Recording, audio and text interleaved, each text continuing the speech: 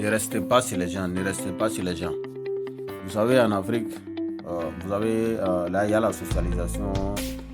euh, Souvent, il y a des coins, dans des coins reculés où les gens quittent les campagnes, les villages pour aller vers la ville pour aller étudier. Quand ils partent étudier, euh, tu dois forcément avoir un logeur ou chez qui tu dois aller. Si tu as un parent qui n'a pas construit en ville, forcément tu dois chercher un logeur et ce logeur peut être ton parent, un proche, voilà, à qui les gens partent confier leur enfant et tu passes le temps, le temps du reste de tes études là-bas. Mais malheureusement, vous avez certains de ces étudiants qui, après les études, continuent toujours de rester chez les gens. Ça crée des problèmes et ça met votre vie au garage. Quand vous êtes chez quelqu'un, il faut savoir pourquoi vous êtes là, votre objectif. Si vous connaissez votre objectif, ça va vous permettre de mettre de côté tous les petits détails. Les petits détails, c'est quoi? Vous êtes chez quelqu'un, c'est votre tonton, votre tantie. Et ce que cette personne fait à ses enfants, et toi, tu veux que la personne te fasse la même chose. Ce n'est pas toujours évident. Comme on le dit, l'enfant de quelqu'un n'est pas l'enfant de quelqu'un, mais quelqu'un peut traiter l'enfant de quelqu'un comme son enfant. Voilà. L'enfant de quelqu'un n'est pas l'enfant de quelqu'un, mais l'enfant de quelqu'un peut être traité comme l'enfant de quelqu'un. Il faut que les gens comprennent ça. Si vous savez que pourquoi vous êtes là, vous êtes chez les gens, vous avez la chance, vous mangez, vous avez la chance, vous avez un coin où vous passez la nuit, vous avez la chance où vous utilisez l'eau, vous utilisez l'électricité. Pour moi, ça, c'est les besoins primaires et vous devez vous en réjouir pour ça. N'utilisez pas, ne cherchez pas autre chose. Les autres détails, si vous rentrez dans ça, vous allez créer de la frustration avec vos proches. Et il y a des gens même qui sont chez les parents et ils appellent leur papa, leur maman pour dire non, mon tonton, il m'a fait ça. Souvent, il y a des gens qui ne sont pas bien, hein. Souvent, vous êtes chez certaines personnes, que ce soit une tante ou bien un tonton, il y a des gens qui ne sont pas bien en réalité. Il y a des gens qui ne sont pas bien. Lorsque vous vivez chez eux, je ne sais pas si c'est une haine ou bien si c'est de la méchanceté. Hein? Et il y a surtout nos mamans. Hein? Ils font ça jusqu'à même à ce que ses propres enfants même te regardent d'un œil. De toute façon, ils te demandent, surtout quand on leur dit non, que c'est l'enfant de ma soeur ou bien c'est l'enfant de mon frère. Voilà, une relation parentale comme ça. Tes enfants même souvent ils se posent la question, est-ce qu'en réalité c'est l'enfant d'un parent? Est-ce que c'est l'un des nôtres? Vu le traitement qu'on les accorde, vu le traitement qu'on les inflige. Donc, c'est pas bon. Il y a des gens qui sont là, qui sont très méchants et qui ne veulent pas voir les enfants d'autrui et ils ne veulent voir que leurs maris et leurs enfants. Et ça arrive souvent dans notre société. Et cet aspect social, la vie, on peut pas l'exclure, ça fait partie de nous.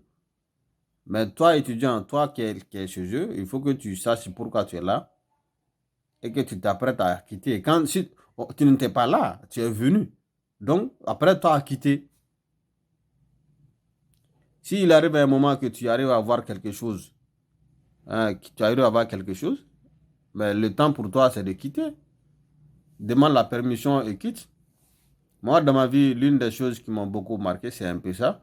Après mes premières études universitaires, j'ai été obligé de vivre chez un tonton que je remercie ici de passage. Mais c'était pas mon vouloir. C'était pas mon vouloir. Mon vouloir, c'est que c'était que dès que je termine et que j'arrive à avoir quelque chose à faire, qui puisse me rapporter de l'argent, que je me prenne en charge. Ne restez pas sur les gens tant que vous avez des moyens de subsistance, tant que vous avez des moyens pour vous prendre en charge. Ne cherchez pas trop loin, ne cherchez pas gros. Ne cherchez pas gros. N'attendez pas d'avoir la belle vie pour vous prendre en charge. La belle vie, ça va venir, c'est petit à petit. Il y a des gens qui veulent avoir des salons meublés. Je rêve à ça avant de... Non, non, non.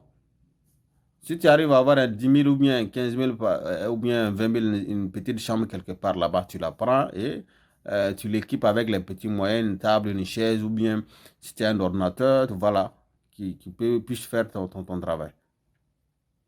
Ne restez pas sur les gens parce que souvent, ça envoie beaucoup de frustration. Je connais des cas où un ami a envoyé son enfant chez un autre ami. Et on l'a réservé un mauvais traitement. Et finalement, ça a joué un peu sur les relations.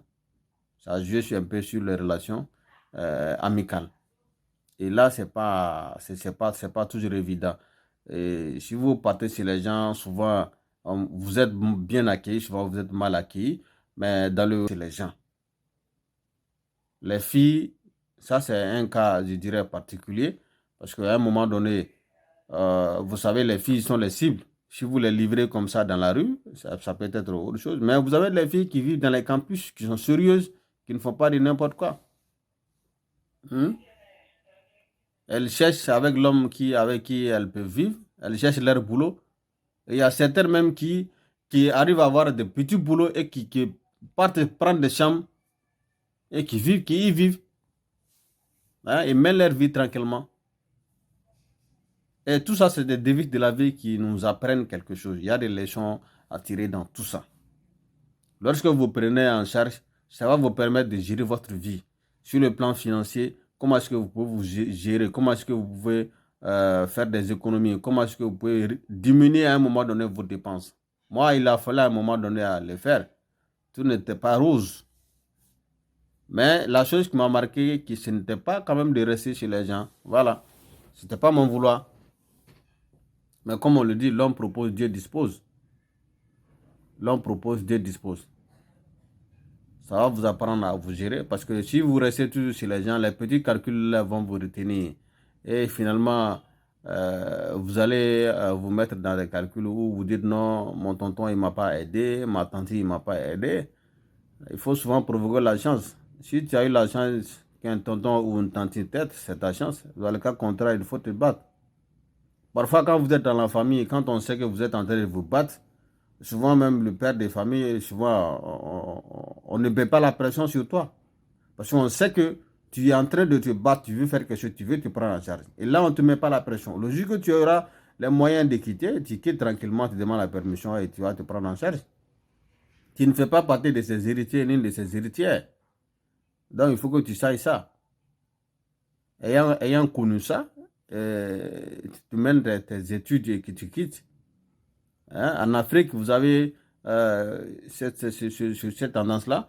Il y a eu des problèmes sociaux dans la famille à cause parce que le parent a amené son enfant et ça s'est mal terminé.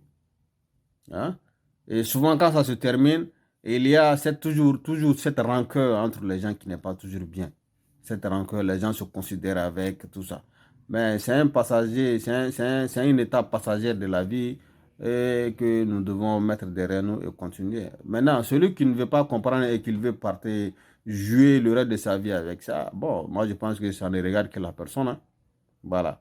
Ça ne regarde que la personne, que ce soit vous qui êtes là-bas ou bien que ce soit votre logeur qui continue à garder tout ça avec lui. Bon, voilà, c'est sa liberté, personne ne peut contre. Mais ça, c'est pour et c'est contre aussi. Voilà. Ça, c'est pour et c'est contre. Si vous êtes étudiant, vous êtes sur les gens et que vous avez les moyens, il faut quitter. Vous savez, aujourd'hui, les universités, surtout en Afrique de l'Ouest, c'est tout un défi. Vous avez les contenus des études qui ne permettent pas souvent aux étudiants de se prendre en charge. Vous finissez des cycles universitaires et à la fin, vous devenez un problème pour la société. Vous n'avez pas d'emploi, vous êtes assis là. C'est toute une frustration qui est là. Le chômage, c'est pas bien. J'en ai connu et vraiment, c'est pas bien. Il y a toute cette frustration qui est dans le chômage, toute cette déconsidération qui est dans le chômage. Quelqu'un qui ne chôme pas, les gens aujourd'hui aspirent à des conditions meilleures. Hein? Si vous êtes dans des situations bonnes et que vous demandez la main d'une fille, on va admirer d'abord votre situation avant de poser des questions. Hein? C'est ce que les gens veulent, la raison pour laquelle beaucoup de jeunes filles se trouvent dans des difficultés aujourd'hui, parce qu'ils mesurent la valeur d'un homme à la mesure de ses biens matériels. Hein? Est-ce qu'il a une villa? Est-ce qu'il a une voiture? Voilà. Malheureusement aussi, et heureusement aussi, ça peut arriver. Si vous avez la chance de venir au monde, trouver que vos parents ont beaucoup fait et que vous n'avez pas souffert dans la vie, Voilà, vous allez toujours vouloir être dans cette situation, ainsi que les parents aussi. Si vous êtes dans une situation stable, vous voulez que votre fille soit dans un foyer où il y a la stabilité, et je crois que ça, c'est aussi logique. Voilà, mais la vie, le calcul de la vie, ce n'est pas 1 + 1 = 2. Il y a souvent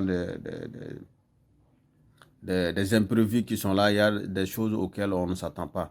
Le calcul de la vie, 1 + 1 peut être égal à 0, 1 + 1 peut être égal à 1, 1 + 1 peut être égal à 2, 3, 4, 5, et cela dépend quand même de la motivation, du niveau de compréhension intellectuelle et émotionnelle de tout un chacun. Et si vous êtes chez les gens, pensez à quitter un jour. Mais il y a des cas où vous avez des logeurs qui vous disent non, attends, lorsque tu auras fini et que tu vas te marier, bon, maintenant, on peut te donner la route. Dans ce cas, il n'y a pas de, il y a pas de problème. Mais il ne faut pas gober aussi ça, hein. Voilà. Il ne faut pas gober aussi ça. Et l'autre réalité est que euh, souvent, mais les gens ne le disent pas. Vous pouvez aider quelqu'un aujourd'hui à réussir, vous allez l'aider, mais au moment où la personne commence à réussir, vous devenez son ennemi. Vous avez cette méchanceté qui vient à vous parce que vous êtes habitué à assister les gens et vous pensez que les gens doivent rester dans cet assistanat-là. Et dès que vous voyez que les gens sont en train d'émerger, et ça ne vous plaît pas. Souvent, ça arrive, hein? Ça arrive. Les gens vont dire non, est-ce que c'est quelqu'un qui t'a aidé? Non, non, non. Non, mais quelqu'un qui t'a aidé, il cherche le bonheur de cette vie-là. Et toi aussi, tu es en train de chercher. Et s'il voit que tu veux l'égaler là, mon ami, il va changer de posture, hein. Il peut changer de posture. Et les personnes qui ne changent pas de posture ne sont pas aussi nombreuses. Et aussi, c'est ça la vie. Vous allez voir des gens aujourd'hui qui s'aiment, qui font tout, mais le lendemain ou dans d'autres moments, tu les vois, ils sont quand même à côté tirés tout simplement parce que l'autre a essayé d'émerger et l'autre pensait que lui, il allait être toujours l'assistant, voilà, de l'autre continuer toujours à l'assister. Et ça, c'est pas toujours bien. Vous pouvez aider quelqu'un aujourd'hui et demain, la personne sera meilleure que vous et vous devez l'accepter. Voilà, il faut accepter ça. Ne prenez pas les gens comme si aujourd'hui ça va chez vous, vous pensez que les autres aussi vont rester dans cette situation. Vous n'êtes pas le maître de la vie ne vous appartient pas. Vous êtes appelé à mourir un jour, vous êtes tous appelés à mourir un jour. Voilà, et le niveau de motivation peut déterminer souvent la qualité de la vie des uns et des autres. Si vous êtes chez les gens et que vous arrivez à faire quelque chose, prenez-vous en charge, c'est important. C'est important. Moi, à aucun moment, je ne me suis pas mis en tête que je compte rester chez les gens de façon éternelle. Ça m'est arrivé, c'était malgré moi-même. C'était malgré moi-même, mais ce n'était pas mon souhait. Et je n'ai jamais mis ça en tête parce que pour moi, je me suis dit, le premier maître de ma vie, c'est moi-même. C'est vrai, les choses sont difficiles. Comme on le dit, quand on est déjà né, on n'a pas d'autre choix que de se battre. En tant que jeune, on doit se battre. Souvent, ça peut marcher. Vous pouvez avoir la chance de rencontrer des gens qui vont vous appuyer. Et nous les remercions de passage. Et vous allez aussi, vous aussi, apporter votre appui à d'autres personnes. Voilà, la vie, c'est ça. On s'entraide pour que vous allez aider quelqu'un aujourd'hui et demain, la personne aussi va vous apporter votre appui. Si nous comprenons ça, on ne va pas piétiner les initiatives des gens. Parce que c'est un peu ça. Ceux qui assistent leurs proches, lorsque leurs proches commencent à émerger, ils tentent souvent à les piétiner parce qu'ils ne veulent pas que leurs proches atteignent le même niveau qu'eux. Et c'est ça.